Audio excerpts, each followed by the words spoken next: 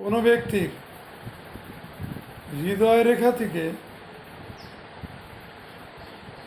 সোজা কোনো রেখা বেরিয়ে ঠিক বৃহস্পতির মিডিল পয়েন্ট পর্যন্ত আসে এবং তার সূচাগ্রতা দেখা যায়, অর্থাৎ সূচের ডগার মতো এর মাথাটা সরু থাকে, তাহলে তার সফল প্রেম এবং বিবাহ সম্পন্ন হয় এবং সেটা সুবিবাহই হয়। বন্ধুরা, তোমরা লাইক, সাবস্ক্রাইব, কমেন্ট করো, যাতে আমি আরও তোমাদের দ্বারা অনুপ্রাণিত হয়ে আরও বেশি বেশি সুন্দর সুন্দর টপিকগুলো তোমাদের সামনে তুলে ধরতে পারি।